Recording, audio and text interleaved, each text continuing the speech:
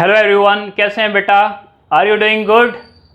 आज की क्लास के अंदर हम फोटो रेस्पिरेशन के बारे में पढ़ेंगे। साथ में हम C4 साइकिल जो कि एक अडेप्टेशन है ओवर दी C3 साइकिल, इसके अलावा कैम साइकिल एंड लास्ट में हम देखेंगे factors affecting the photosynthesis.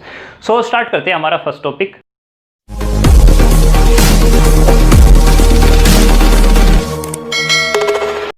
What is photorespiration? Well अगर मैं इस वर्ड को ही ब्रेक करूं तो फोटो का मतलब क्या होता है? लाइट। और रेस्पिरेशन का मतलब क्या होता है? वेल रेस्पिरेशन का मतलब होता है कि जो ऑक्सीजन है वो अंदर लेना एंड जो CO2 जो है वो बाहर निकालना, है ना। नॉर्मली रेस्पिरेशन का मतलब यही होता है कि ऑक्सीजन अंदर जाती है और CO2 जो है वो बाहर निकलती है। लेकिन यहाँ पर वर्ड यूज किया गया है फोटो यानी कि ऑक्सीजन डेफिनेटली अंदर तो जाएगी, ठीक है, लेकिन वो क्या करने लग रही है? लाइट की वजह से जाने लग रही है। अगर लाइट नहीं होती तो फिर ये इस टाइप का रेस्पिरेशन नहीं होता। तो इसका मतलब नॉर्मल रेस्पिरेशन से ये थोड़ा अलग रेस्पिरेशन, हालांकि इसमें कुछ चीजें मैच होती है। जैसे फोटो जनरली रेस्पिरेशन के अंदर क्या होता है? ऑक्सीडेशन ऑफ फूड होता है। तो इसके अंदर भी क्या होता है? वेल इसके अंदर होता है ऑक्सीजनेशन ऑफ RUBP, यानी कि ऑक्सीडेशन नहीं होता है, यानी कि ब्रेक डाउन नहीं होता है। बट उस टाइप का नहीं होता है जिस टाइप का नॉर्मल रेस्पिरेशन है। नॉर्मल जो रेस्पिरेशन है उसके अंदर CO2 बनता है, इथाइल अल्कोहल बनता है, लेकिन इसके अंदर उस टाइप का नहीं होता। बट ये जरूर है कि ऑक्सीजन अंदर आती है तो ऑक्सीजनेशन होता है एंड जो RUBP है उसको ये ऑक्सीडाइज करता है। वेल इसको करेगा कौन? वेल इसके लिए जो है एक ही एंजाइम रिस्पॉन्सिबल है, वो है रुबिस्को। याद है आपको रुबिस्को? जो रुबिस्को एंजाइम था वो दोनों काम कर सकता था, कार्बोक्सिलेशन भी एंड ऑक्सीजनेशन भी। क्या होता है कभी कभार जब टेम्परेचर काफ़ी ज़्यादा हो जाए या फिर लाइट की इंटेंसिटी काफ़ी ज़्यादा हो या फिर ऑक्सीजन की अमाउंट रिलेटिवली काफ़ी ज़्यादा हो जाए तो उस टाइम पे कार्बोक्सिलेशन नहीं होता, क्या हो जाता है? ऑक्सीजनेशन हो जाता है। यानी ऑक्सीजन जो है वो बाइंड करती है किसके साथ में? RUBP के साथ में, यानी जो फोटोसिंथेटिक पिगमेंट है उसके साथ जुड़ती है एंड फिर उसके बाद में CO2 जो है रिलीज होती है। माइंड यू, फोटोसिंथेसिस के अंदर CO2 एक इम्पोर्टेंट रॉ मटेरियल है, क्योंकि जब CO2 आता है तो कार्बोहाइड्रेट बनता है, यानी ये फूड जो है वो बनता है। अगर CO2 ही प्लांट से बाहर निकलने लग रही है तो उसके अंदर जो फूड बन सकता था वो फूड ना बन के वो ऑक्सीडाइज जो है वो हो गया, अल्टीमेटली उसका जो है काफ़ी बड़ा नुकसान हुआ है। तो इसका मतलब यहाँ पर फोटो रेस्पिरेशन को क्या कह सकते हैं कि ये ऑक्सीजनेशन है of RUBP and release of CO2 है during high temperature, high light intensity and high oxygen concentration in environment. Particularly ये उनके लिए है जिनके अंदर C3 साइकिल होती है। तो C3 प्लांट यानी plant those have C3 cycle. C3 कौन सी है? कैल्विन साइकिल है, जो हमने लास्ट लेक्चर के अंदर पढ़ा था। तो लास्ट लेक्चर अगर आपने नहीं देखा तो ऊपर आई बटन पे भी है। C3 प्लांट कौन कौन से हो सकते हैं? जैसे राइस है, वीट है, कॉटन है। तो इन प्लांट के अंदर जो C3 साइकिल यानी कैल्विन साइकिल जो है वो होती है। वेल जब CO2 बाहर निकलती है तो CO2 के बाहर निकलने की वजह से अराउंड 25% जो है उसका प्लांट की प्रोडक्टिविटी का नुकसान होता है। इस साइकिल को हम अलग से भी C2 या फिर ग्लाइकोलेट साइकिल जो है वो भी कह सकते हैं। C2 क्यों कहने लग रहे हैं? क्योंकि इसका जो पहला स्टेबल प्रोडक्ट जो मिलता है उसकी जो कार्बन की अमाउंट है वो C2 है, ठीक है। C3 क्यों कहते थे? क्योंकि जो 3 फास्फोग्लिसरिक एसिड था वो कितने कार्बन का था? 3 कार्बन का था, ठीक है जी। तो ये अलग हो गया। तो फोटो रेस्पिरेशन एक ऐसी प्रोसेस है जिसमें RUBP का ऑक्सीजनेशन होता है एंड C3 प्लांट के अंदर होता है जिसमें कार्बन डाइऑक्साइड जो है बाहर निकलती है। जो ये साइकिल है यानी फोटो रेस्पिरेशन जो है वो 3 अलग अलग ऑर्गेनेली के अंदर होता है। 3 ऑर्गेनेली कौन कौन सी है? क्लोरोप्लास्ट, क्योंकि फोटोसिंथेसिस होती है यहाँ से है, दूसरा पेरोक्सिसोम और तीसरा माइटोकॉन्ड्रिया। जनरली जो हमारी फोटोसिंथेसिस वाली प्रोसेस थी यानी जो कैल्विन साइकिल थी वो कहाँ पर होती थी? केवल क्लोरोप्लास्ट में। लेकिन यहाँ पर क्लोरोप्लास्ट में स्टार्ट होकर के जो मॉलिक्यूल है वो जाता है पेरोक्सिसोम में और पेरोक्सिसोम से जाता है माइटोकॉन्ड्रिया के अंदर। देखेंगे किस तरीके से।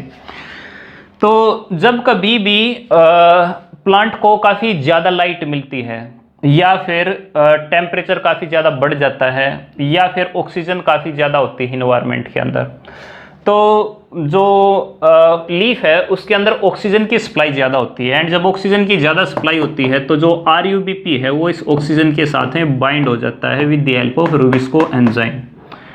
तो रुबिस्को अगर RUBP को ऑक्सीजन से बाइंड करवा देता है तो दो मॉलिक्यूल बनते हैं, एक 3-फॉस्फोग्लिसरिक एसिड जो कि बनना भी चाहिए था क्योंकि केल्विन साइकिल इसी से ही चलती है, दूसरा फास्फोग्लाइकोलेट। तो फास्फोग्लाइकोलेट एक अलग टाइप का प्रोडक्ट जो है बना है, ये तो वापस फिर दोबारा से चला जाता है कहाँ पे, वापस C3 साइकिल जो है स्टार्ट कर देता है और ग्लूकोज जो है वो बनाने लग जाएगा। लेकिन यहाँ पर देखें तो जो फोटोग्लाइकोलेट है वो एज एन एक्स्ट्रा सब्सटेंस जो है बन गया, बनना क्या चाहिए था 3-फॉस्फोग्लिक एसिड जो है वो बनना चाहिए था, तो ये अलग से जो है बन गया, ये 2 कार्बन का, ये 3 कार्बन का, तो कुछ कार्बन जो एक्स्ट्रा जो है एक अलग से बाई प्रोडक्ट जो है बन जाता है। तो क्या ये क्या ये ग्लूकोज बनाएगा? नहीं, तो इसमें तो प्लांट का नुकसान है। तो प्लांट हमसे ज़्यादा इंटेलिजेंट है, तो वो क्या करता है कि अगर गलती से कोई दूसरा सबस्ट्रेट बन गया है तो उसको वापस से कन्वर्ट करो, किसके अंदर 3-फॉस्फोग्लिसरिक एसिड के अंदर जो है दोबारा से कन्वर्ट करो। तो उसके लिए वो क्या करता है, एक दूसरी साइकिल चला देता है। तो यानी कि यहाँ से अगर हम देखें तो एक न्यू साइकिल जो है वो बिगिन हो जाती है। उस न्यू साइकिल के अंदर पहले क्या किया जाता है कि जो फास्फोग्लाइकोलेट है पहले तो उसकी फास्फेट रिमूव करो, तो फास्फेट किसके द्वारा रिमूव होती है? वाटर के हेल्प से, और H3PO4 जो है बन जाता है। जब भी वाटर यूज़ होता है तो फिर वहाँ पर एंजाइम आ जाता है फास्फेटेज, लेकिन अगर ATP अगर यूज़ होती है तो वहाँ पर कौन सा एंजाइम आ जाता है? काइनेज। तो ये बड़ा ध्यान रखेंगे, दोनों के अंदर फास्फेट रिमूव होने लग रहा है, एक में वाटर की हेल्प से और एक के अंदर जो ATP या ADP है उसकी हेल्प से। आगे अगर देखें तो फास्फेट रिमूव कर दी, अगर फास्फेट रिमूव हो गई तो क्या बच गया? ग्लाइकोलेट जो है बच गया, तो इसी वजह से इसका नाम क्या पड़ गया? ग्लाइकोलेट। ठीक है, तो ग्लाइकोलेट साइकिल भी क्या देते हैं, या फिर क्या देते हैं? C2 साइकिल, क्योंकि जो फास्फोग्लाइकोलेट बना है उसके अंदर कार्बन कितने हैं? कार्बन 2 हैं, तो अलग अलग नाम जो है इसी के हो गए। जो ग्लाइकोलेट है क्या इतने से काम चल जाएगा? नहीं, बनाना क्या है? 3-फॉस्फोग्लिसरिक एसिड जो है वो बनाना है। तो ग्लाइकोलेट को पास किया जाता है पेरोक्सिसोम के अंदर एंड इसको ऑक्सीडाइज किया जाता है। जब भी ऑक्सीसोम आता है, बीच में वर्ड है ना ऑक्सी, तो जो ग्लाइकोलेट है वो कन्वर्ट हो जाता है ग्लाइऑक्सीलेट के अंदर, ऑक्सी वर्ड आ गया। पेरोक्सी क्या करता है? ऑक्सीजन जो है वो ऐड करवा देता है और ताकि उसका ऑक्सीडेशन हो सके, एंड जैसे इसका ऑक्सीडेशन होता है तो ट्रांसअमाइनेशन होकर के क्या बन जाता है? एक ग्लाइसिन बन जाता है। ग्लाइसिन क्या है? एक अमीनो एसिड है। बनना क्या चाहिए था? ग्लिसरिक एसिड जो है वो बनना चाहिए था, लेकिन बना क्या है? अभी तो ग्लाइसिन बना है। तो जो ग्लाइसिन है उसको भेज दिया जाता है एक थर्ड ऑर्गेनेली के अंदर जिसका नाम है माइटोकॉन्ड्रिया, और माइटोकॉन्ड्रिया के अंदर जो ग्लाइसिन है उससे एक कार्बन डाइऑक्साइड निकाल के कन्वर्ट कर दिया जाता है सीरीन के अंदर। एंड जब भी ग्लाइसिन से सीरीन बनेगा और जो ये एक CO2 जो रिलीज हुई है, this CO2 is a loss. क्या है जी? ये एक लॉस है। दूसरा, क्या कोई अच्छी चीज़ भी हुई है? बिल्कुल एक अच्छी चीज़ हुई, वो क्या? NADH जो है वो बना है। CO2 रिमूव हुई है तो इस वजह से कौन सा एंजाइम आ गया? डीकार्बोक्सिलेज, क्योंकि कार्बन डाइऑक्साइड रिलीज हुई है तो डीकार्बोक्सिलेज जो है वो आ गया, सीरीन बन गया। सीरीन अब कहाँ पर जाएगा? वेल जो सीरीन है वो जाता है कहाँ पे? पेरोक्सिसोम के अंदर, एंड वो बना देता है हाइड्रोक्सी पायरुवेट। और हाइड्रोक्सी पायरुवेट का जब रिडक्शन होगा, अब देखो प्रॉब्लम क्या हुई कि NADH बना, ठीक है, एंड उससे क्या हो सकता था कि ऑस्मोसिस के द्वारा ATP जनरेट हो सकती थी, लेकिन यहाँ पर NADH दोबारा से यूज़ हो गया, और दोबारा से यूज़ होने के बाद रिजल्ट क्या बना? NAD पॉजिटिव जो है फिर दोबारा से बन गया। लेकिन यानी कि जहाँ पर ATP बन सकती थी अब वहाँ पे ATP नहीं बनेगी। फास्फेट जो लगी थी वो भी रिमूव हो गई। यहाँ पर देखिए NADH वो भी नहीं बना, अल्टीमेटली क्या बन गया? ग्लिसरेट बन गया। लेकिन बनाना क्या था? 3-फॉस्फोग्लिसरिक एसिड जो है वो बनाना था। अगर 3-फॉस्फोग्लिसरिक एसिड जो है वो अगर बनाना था तो उसके लिए फास्फेट जो है वो ऐड करनी पड़ेगी। तो फास्फेट ऐड करने के लिए जो ATP है वो यूज़ होती है। सो जो ATP है वो अपना फास्फेट दे देती है और ये ADP में इसको कन्वर्ट कर देती है। तो ये किसकी हेल्प से? वेल वही हमारा एंजाइम कौन सा? काइनेज की हेल्प से। और क्या बन गया, 3-फॉस्फोग्लिसरिक एसिड जो है वो बन गया।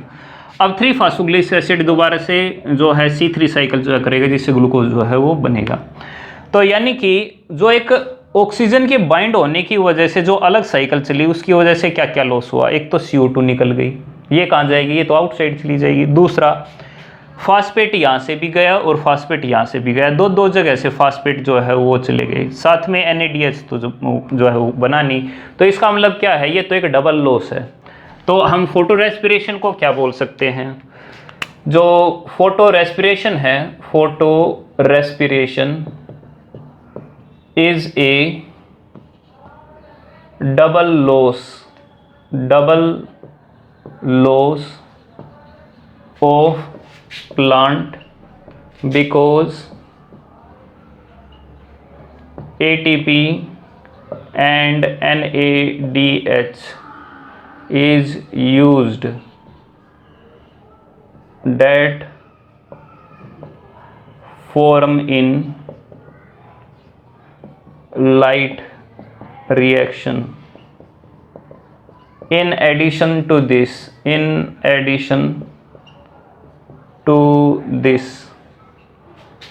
CO2 is also lost that decrease plant yield.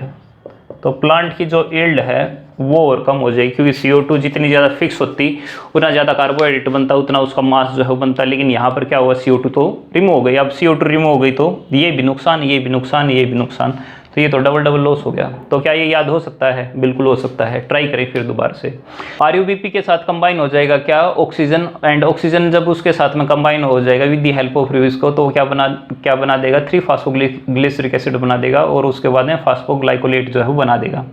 जब फास्फोग्लाइकोलेट होगा तो एक फास्फेट जो है रिमूव हो जाएगी उससे, और जब फास्फेट रिमूव होती है तो क्या बन जाता है, ग्लाइकोलेट। ग्लाइकोलेट जो है फिर जाता है पेरोक्सीसोम के अंदर, और ऑक्सी वर्ड उसके साथ उसके बीच में जो है जुड़ जाता है, क्योंकि ऑक्सीजन जो है वो ऐड करता है, तो वहाँ पर बन जाता है ग्लाइऑक्सीलेट। ग्लाइऑक्सीलेट जब बनता है तो ऑक्सीजन का ऐड होता है, एंड हाइड्रोजन पेरोक्साइड जो है वो अलग से बनता है। हाइड्रोजन पेरोक्साइड जो है बाद में H2O एंड O2 के अंदर जो है कन्वर्ट हो जाते हैं with the help of oxidase enzyme. Glyoxylate फिर उसके बाद में कन्वर्ट होते हैं ग्लाइसिन के अंदर, और जो ग्लाइसिन है उससे CO2 रिमूव होकर के क्या बन जाता है, सीरीन। सीरीन जो बनता है वो माइटोकॉन्ड्रिया के अंदर बनता है, और जो माइटोकॉन्ड्रिया से सीरीन बना वो कहाँ पर चला जाएगा, पेरोक्सीसोम, और वहाँ पे भी कुछ ना कुछ ऑक्सी जो है वो बनेगा, क्या बनेगा, हाइड्रोक्सी पायरुवेट, और हाइड्रोक्सी पायरुवेट का रिडक्शन होकर क्या बन जाएगा, जो ग्लिसरेट जो है वो बन जाएगा, और जो ग्लिसरेट है उसके साथ में जब फास्फेट जुड़ेगी तो क्या बन जाएगा, 3-फॉस्फोग्लिसरिक एसिड जो है बन जाएगा। तो बनाना क्या था, 3-फॉस्फोग्लिसरिक एसिड बनाना था। अगर यहाँ से फास्फेट रिमूव करोगे तो ग्लिसरेट जो है ये हो गया, एंड फिर इसके नीचे अगर देखोगे तो हाइड्रोक्सी पायरुवेट है, ऑक्सी वर्ड जो है उसका लेना है, एंड ये अगर नीचे जाएंगे तो 2 अमीनो एसिड आ जाते हैं, एक ग्लाइसिन और एक सीरीन। तो यहाँ से ग्लाइसिन और यहाँ से सीरीन, क्योंकि सिर से दोबारा से जो है स्टार्ट करना है तो ऊपर जो है वो चला जाएगा। तो आई होप आपको जो है ये समझ में आ गया होगा। तो photo respiration is A double loss of A plant, and कोई भी प्लांट है वो यही चाहेगा कि उसके अंदर फोटो रेस्पिरेशन ना हो। तो अगर फोटो रेस्पिरेशन ना हो तो क्या उसके लिए कोई अडेप्टेशन है, अच्छा क्या कोई फ़ायदा भी है, फ़ायदा होता है।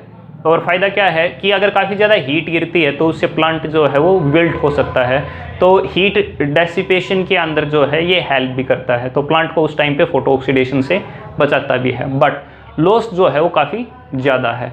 तो अगर प्लांट को ऐसे इन्वायरमेंट, कैसे इन्वायरमेंट कि जहाँ पे लाइट काफ़ी ज़्यादा है, टेम्परेचर काफ़ी ज़्यादा हो, ऑक्सीजन अगर वहाँ पर ज़्यादा हो, तो क्या चाहिए उसको कि वो उस टाइम पे भी फोटोसिंथेसिस कंटिन्यू कर सके, तो इट रिक्वायर सर्टेन अडेप्टेशन। और जब इस टाइप की अडेप्टेशन चाहिए होती है तो उस टाइम में एक डिफरेंट टाइप की साइकिल बन जाती है, उसको हम पढ़ते हैं C4 साइकिल। तो वैसे नाम से ही समझ ली होगी, C4 का मतलब क्या है कि उसका स्टेबल प्रोडक्ट है, उसके अंदर कार्बन कितना है, 4, यानी C4, यानी कार्बन 4 है उसके अंदर। C4 को अलग से डाइकार्बोक्सिलिक एसिड भी कहते हैं, क्योंकि उसके अंदर 2 कार्बोक्सिलिक ग्रुप जो है वो प्रेजेंट होते हैं। अगर आप इसके अंदर देखें तो अलग से दिखाई देता है। साथ में इसको हैच एंड स्लैग पाथवे भी कहा जाता है। क्यों कहा जाता है, क्योंकि बात बड़ी सिंपल सी है, हैच एंड स्लैग ने जो है इसको डिस्कवर किया होगा, इस वजह से इसका नाम क्या पड़ गया, हैच एंड स्लैग पाथवे जो है पड़ा होगा। ग्लाइकोलाइसिस किसने डिस्कवर की थी, EMP पाथवे क्यों कहते हैं उसको, कमेंट करना, ठीक है। कुछ ऐसे प्लांट होते हैं जिनके अंदर C3 नहीं बल्कि C4 साइकिल होती है। तो C4 is an extension of C3। तो जैसे कि मेड्स है, जैसे शुगर केन है, सोरगम है, जैसे सालसोला है, these are plants which has C4 cycle. And इन्होंने ये इस वजह से डेवलप की है बिकॉज हाई टेम्परेचर जैसे आता है या फिर ऑक्सीजन की अमाउंट जैसे ज़्यादा होती है तो उस टाइम पे प्लांट जो फोटो रेस्पिरेशन करने लग जाता है। तो एक टाइप की अडप्टेशन है C4 जिसमें प्रोडक्टिविटी ज़्यादा बढ़ती है और फोटो रेस्पिरेशन जो है वो नहीं होता। तो जैसे मेज है, शुगर केन है, सोरगम है, सालसोला है, ये ऐसे प्लांट है जिन्होंने अपनी लीफ के अंदर एक क्रेंज डेवलप किया है। What is क्रेंज? क्रेंज का मतलब होता है एक सर्कल, ठीक है। जैसे ये एक लीफ की एनाटोमी है। इस लीफ की एनाटोमी के अंदर सबसे ऊपर क्या होगी? वेल सबसे ऊपर क्यूटिकल है, फिर उसके बाद क्या होगी? वेल उसके बाद जो है एपिडर्मिस है। एपिडर्मिस के बाद में क्या होगा? Mesophyll cell. और मेसोफिल सेल के बाद में जो है कुछ सेल्स हैं जिनको हम कहते हैं बंडल सीथ सेल। तो इनके अंदर डिफ्रेंशिएशन है। बीच में क्या है? बीच में है वास्कुलर बंडल। तो इन्होंने क्या डेवलप कर लिया? अपनी लीफ के अंदर एक क्रेंज जो है वो डेवलप कर लिया, यानी एक सर्कल जो है वो डेवलप कर रखा है। और जो सर्कल है वो किसके चारों तरफ है? वो वास्कुलर बंडल के चारों तरफ। तो इसमें जो मेसोफिल की सेल है वो रिलेटिवली लेस डिफ्रेंशिएटेड है एंड कॉन्सेंट्रिक लेयर्स के अंदर है। तो अगर आप इस सर्कल को देखो तो इसके चारों तरफ मेसोफिल सेल जो है वो आपको दिखाई देंगी। ऊपर वाली मेसोफिल सेल, साइड वाली मेसोफिल सेल, साइड वाली मेसोफिल सेल, साइड वाली मेसोफिल सेल एंड बीच में ये कौन सी सेल है? Bundle sheath cell. Bundle sheath cell किसके चारों तरफ है? हमारे वास्कुलर बंडल के। इस टाइप की लीफ की अरेंजमेंट को क्या कहते हैं हम? क्रेंज एनाटोमी, ठीक है। तो जो C3 प्लांट होते हैं उनकी लीफ के अंदर इस टाइप की एनाटोमी नहीं होती, यानी क्रेंज एनाटोमी उनके अंदर नहीं होती। तो इसके अंदर जो बंडल सीथ सेल है बड़ी इंपॉर्टेंट सेल है। कौन से बंडल सीथ सेल? वो सेल जो काफ़ी बड़े हैं, ये काफ़ी लार्ज सेल है एंड ये लॉन्ग सेल है। तो इन बड़े सेल की बात होने लग रही है। तो ये लार्जर सेल है और ये रिवॉल्व कर रखे हैं किसके? वास्कुलर सेल के पास या फिर वास्कुलर टिश्यू से। तो जो वास्कुलर टिश्यू है उसके चारों तरफ जो है ये लगे हुए हैं। इनके पास क्लोरोप्लास्ट है और वो कैसा है? ए ग्रेनुलर है। ए ग्रेनुलर का मतलब क्या होता है? क्लोरोप्लास्ट के अंदर क्या प्रेजेंट है? ग्रेना, जहां पर लाइट रिएक्शन होती है। तो ग्रेना क्या है? एक नेटवर्क है मेम्ब्रेन का जिसके अंदर जो है थाइलाकोइड जो है वो पाए जाते हैं, साथ में लैमेला से जो है एक दूसरे के साथ में जो है ज्वाइंट होते हैं वो। तो इसके अंदर जो क्लोरोप्लास्ट पाया जाता है वो कैसा है? ए ग्रेनुलर क्लोरोप्लास्ट। इसके अंदर कैसा क्लोरोप्लास्ट है? ए ग्रेनुलर क्लोरोप्लास्ट। एंड इसके अंदर क्या प्रेजेंट है? रुबिस्को जो एंजाइम जो है वो इसके अंदर प्रेजेंट है। किस लिए? ताकि C3 साइकिल हो उसकी। तो जैसे मैंने कहा कि C4 क्या है? एक एक्सटेंशन है C3 की ही, जिसमें दो अलग अलग टाइप की सेल हमें दिखाई देने लग रही है, एक मेसोफिल और एक bundle sheath cell. Bundle sheath cell के बारे में क्या बताया गया? इसके अंदर क्लोरोप्लास्ट कैसा है? ए ग्रेनुलर है, यानी कि उसके अंदर ग्रेना जो है वो नहीं पाई जाती। इसकी जो वाल जो है वो काफ़ी थिक होती है ताकि कोई गैस इंटर ना कर सके। तो इसकी वाल कैसी है? इसकी वाल काफ़ी ज़्यादा थिक है एंड वो थिक इसी वजह से ही है ताकि गैस डायरेक्टली इसके अंदर जो है वो ना जा पाए। कौन सी गैस अंदर ना जा पाए?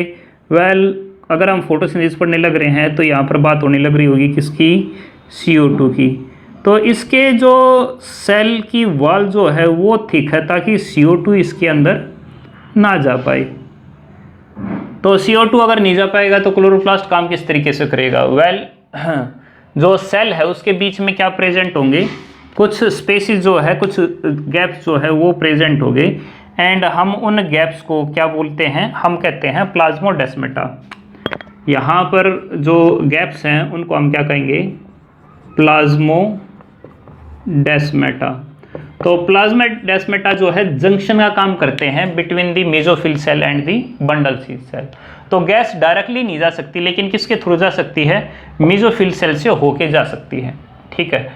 एंड जो मेसोफिल सेल है उनके अंदर भी क्लोरोप्लास्ट है, लेकिन वो क्लोरोप्लास्ट कैसा है? ग्रेनुलर क्लोरोप्लास्ट है, यानी कि उसके अंदर ग्रेना जो है वो प्रेजेंट है। साथ में उसके अंदर एक और एंजाइम प्रेजेंट है जिसका नाम है पैप कार्बोक्सिलेज। पैप क्या है? फॉस्फोइनोल पायरुवेट कार्बोक्सिलेज, यानी कि एक एंजाइम है जो पैप यानी फास्फोइनोल पायरुवेट पे एक्ट करेगा एंड उसमें कार्बोक्सिलेशन करेगा यानी कि फिक्स करेगा। तो जो गार्ड सेल है उसके बीच में जो स्टोमेटा है उसके थ्रू CO2 अंदर जाती है, तो CO2 लेट से अंदर चली गई, CO2 वाटर से रिएक्ट करके कार्बोनेट आयन के अंदर कन्वर्ट हो जाती है। एंड जो फास्फोइनोल पायरुवेट है जो प्रेजेंट है मेसोफिल सेल के अंदर वो कंबाइन हो जाएगा HCO2 के साथ में, किसकी हेल्प से, पैप कार्बोक्सिलेज की फॉर्म, पैप कार्बोक्सिलेज की हेल्प से, एंड OA जो है वो बना देगा। OA क्या है, ऑक्सैलो एसिटिक एसिड जो है वो बना लेगा। पॉइंट यहाँ पर जो रिमेंबर रखने का है वो ये कि जो मेसोफिल सेल है उसके अंदर एंजाइम कौन सा है, पैप कार्बोक्सिलेज, एंड उसने CO2 फिक्स करके क्या बना दिया, ऑक्सैलो एसिटिक एसिड बना दिया।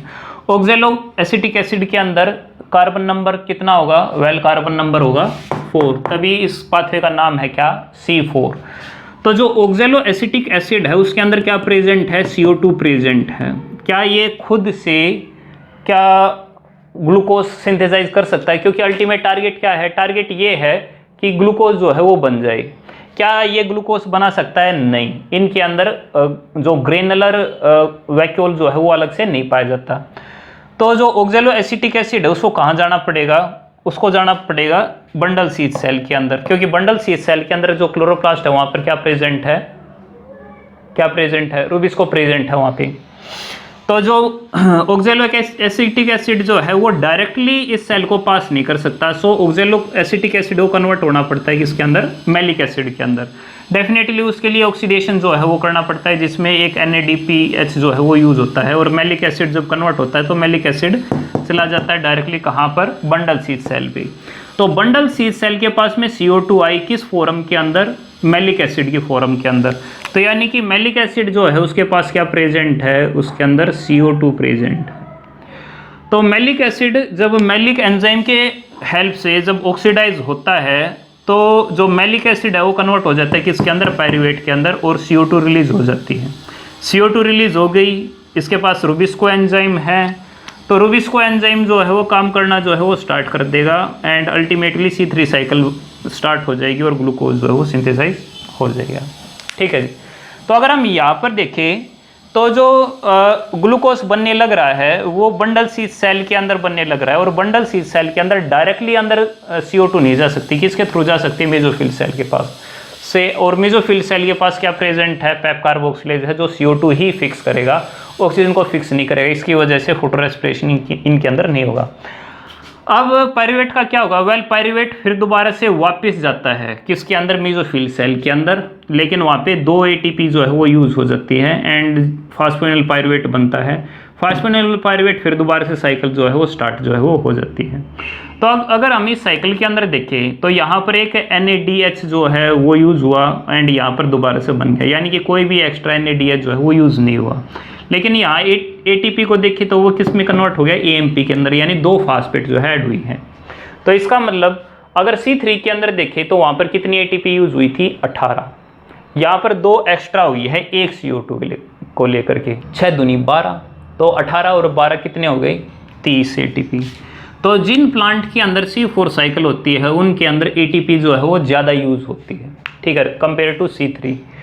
इसके अलावा वहाँ जो दूसरी प्रोसेस थी उसके अंदर कितने NADPH यूज़ हुए थे, वेल 12 ही हुए थे, यहाँ पर ही 12 हुए, क्योंकि एक यहाँ पर यूज़ हुआ तो एक यहाँ पर बन भी गया।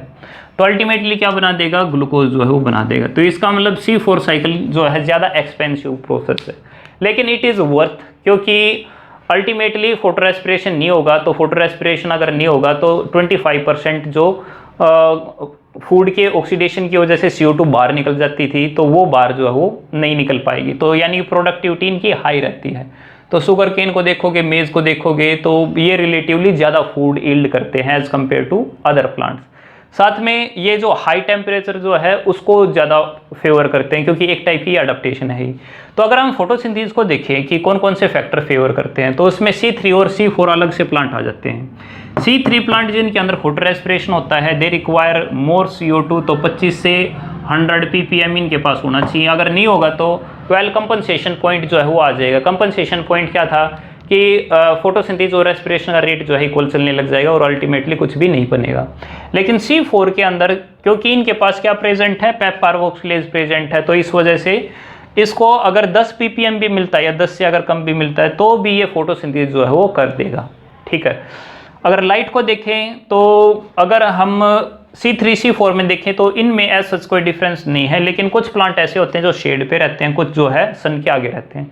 जो सन के हमेशा आगे रहते हैं तो वो अराउंड 2.5 से 100 फीट कैंडल लाइट चाहिए होती है, इनको 100 से 400 तक चाहिए होती है। टेम्परेचर का देखें तो C4 को कम चाहिए, ज़्यादा चाहिए, ज़्यादा चाहिए, because this is an adaptation. तो 30 से 35 डिग्री सेल्सियस पे ये ऑप्टिमम अपनी फोटोसिंथेसिस कर पाएंगे, लेकिन जो C3 प्लांट है उनको टेम्परेचर कम चाहिए। अगर ज़्यादा हुआ तो वेल ये फोटो रेस्पिरेशन फिर दोबारा से स्टार्ट कर देंगे, जिसकी वजह से यील्ड जो है वो और ज़्यादा कम होगी। अगर हम हार्मोन की बात करें तो जैसे साइटोकाइनिन है एंड जो जिब्रेलिन हार्मोन है, दोनों क्या करते हैं, फोटोसिंथेसिस को बढ़ा देते हैं। एस्पेरिक एसिड क्या करेगा, वेल वो फोटोसिंथेसिस के रेट को कम कर देगा।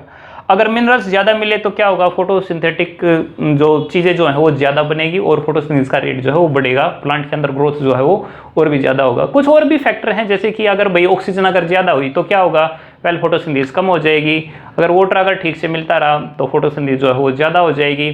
अगर एयर पोल्यूशन ज़्यादा हुआ तो वेल जो फोटोसिंथेसिस का रेट जो है वो रिलेटिवली कम हो जाएगा। तो ये कुछ बेसिक से पॉइंट हैं, ठीक है, इनके बारे में ज़्यादा ध्यान देने की जरूरत नहीं है, बट ये 5 जो है वो सफिशिएंट है। इसको लेकर अलग से लॉ भी जो है वो दिया गया है, क्योंकि फोटोसिंथेसिस एक चीज़ के ऊपर डिपेंड नहीं करती, मल्टीपल फैक्टर है, जैसे कि CO2 है, लाइट है, वाटर है, टेम्परेचर है, कई सारे फैक्टर है। तो लॉ ऑफ लिमिटिंग फैक्टर क्या कहता है, ये कहता है कि अगर कोई फैक्टर काफ़ी ज़्यादा कम हो, कितना कम हो, इतना ज़्यादा कम हो कि अगर उसको थोड़ा सा भी बढ़ाया गया तो फोटोसिंथेसिस का रेट जो है एकदम से बढ़ जाएगा, तो उसको हम क्या कहेंगे, लॉ ऑफ लिमिटिंग फैक्टर। वैसे तो नाम से ही क्लियर है, लिमिटिंग यानी कम, फैक्टर यानी कि जो फोटोसिंथेसिस में जिसका रोल हो, तो यानी कि अगर किसी फैक्टर का काफ़ी कम अगर उसकी मैग्नीट्यूड है एंड फोटोसिंथेसिस स्टॉप हो गई है एंड अगर एकदम से उसकी अमाउंट को बढ़ाएंगे तो फोटोसिंथेसिस रेट एकदम से बढ़ जाएगी, तो उस फैक्टर को क्या कहेंगे, लिमिटिंग फैक्टर। लिमिटिंग फैक्टर कुछ भी हो सकता है, जैसे सनलाइट भी हो सकती है। अगर लाइट काफ़ी ज़्यादा देने लग जाए तो हो सकता है CO2 कम पड़ जाए, तो उस टाइम पे लिमिटिंग फैक्टर कौन है, CO2 है। अगर CO2 की अमाउंट बढ़ाएंगे तो फिर फोटोसिंथेसिस जो है दोबारा से बढ़ जाएगी। अगर फोटोसिंथेसिस की अमाउंट फोटोसिंथेसिस रेट बढ़ने लग रहा है तो लेट्स से कुछ टाइम के बाद में लाइट जो है कम हो गई। अब लाइट अगर कम होगी तो लाइट एक लिमिटिंग फैक्टर आ गया, तो अगर लाइट फिर से अगर हम उसकी अमाउंट अगर बढ़ा देंगे तो क्या होगा, वेल फोटोसिंथेसिस रेट जो है वो बढ़ जाएगा। तो लिमिटिंग फैक्टर जो है कोई भी फैक्टर हो सकता है जो काफ़ी कम हो चुका है relative to other factors and उसकी अमाउंट अगर बढ़ाएंगे तो फोटोसिंथेसिस का रेट जो है बढ़ जाएगा। So this is the end of the chapter. I hope आपको ये समझ में आया होगा, काफ़ी शॉर्ट में जो है मैंने इसको करा दिया है। अगर आपके कोई डाउट है तो उसको कमेंट करें, लाइक करें, सब्सक्राइब करें एंड थैंक्स फॉर वॉचिंग।